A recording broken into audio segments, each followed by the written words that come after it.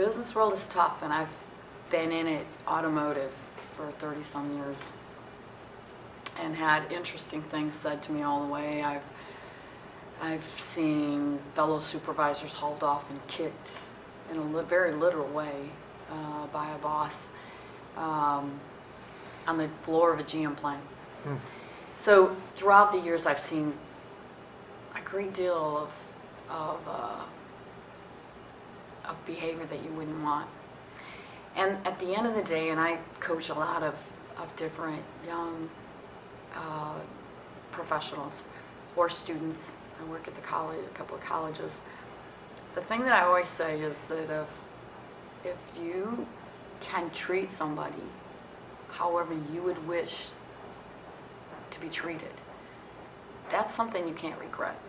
You might not be right, but at that time, you could look back and say, if this was me, would I want to be told the truth? Would I want to know? Would I want the criticism? Would I want to come down hard? And it's not easy. I will tell you that nearly every person I've had to fire has come back around and thanked me. Once they've, I'm so glad you finally just made me see this was not for me. I needed to move on. I was so unhappy. You can tell. And if you just, so many times, and it's not always easy. I make a lot of mistakes. I've been all over the place, and I remember, I've told different stories about different places that I've worked. Mexico, 3,800 people. Worked in Canada. I worked in Europe a lot. And I've talked about different things that have happened. And somebody said, well, how do you, how do you rate Canada as a success? It wasn't a success.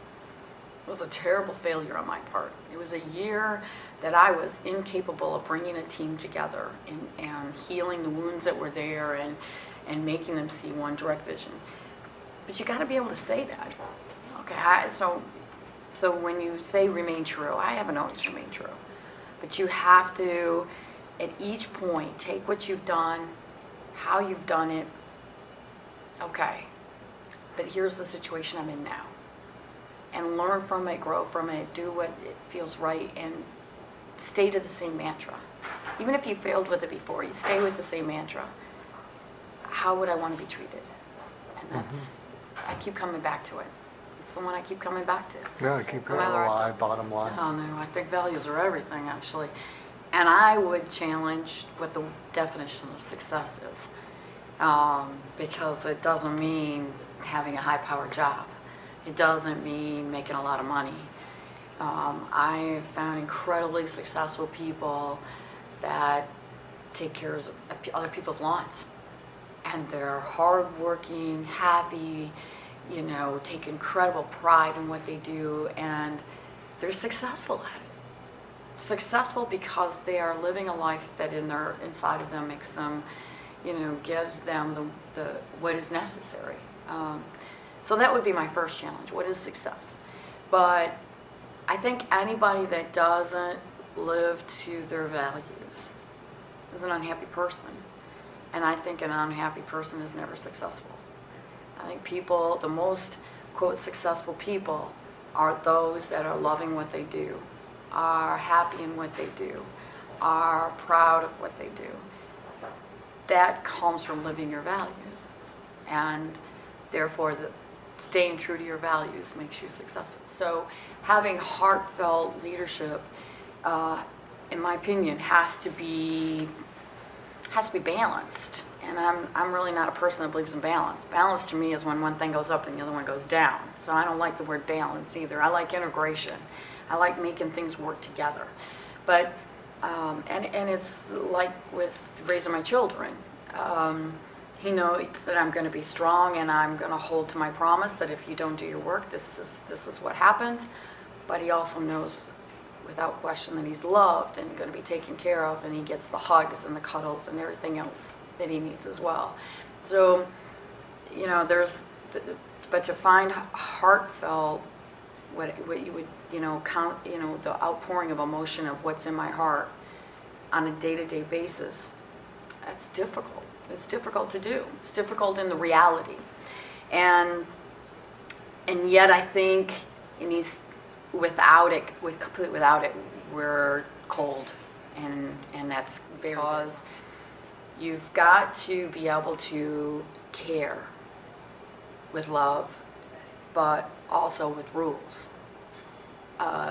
Even whether it's the workplace or home, it doesn't matter. There are rules.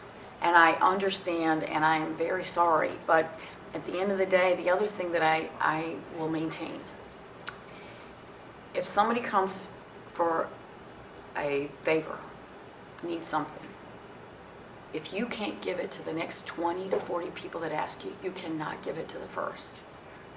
If you can, you should give it to everybody and make it a standard. But favoritism is not right. So here's an example.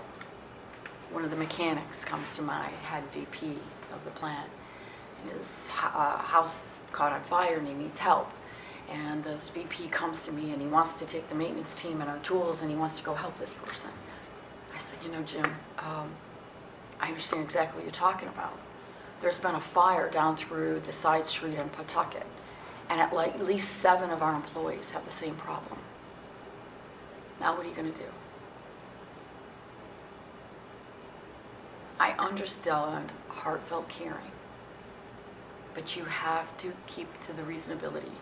So what did we do? We put together a set of tools that could be used for crisis situations.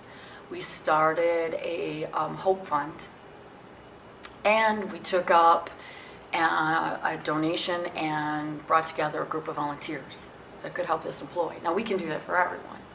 So there's an integration of heartfelt leadership and reasonability in the workplace.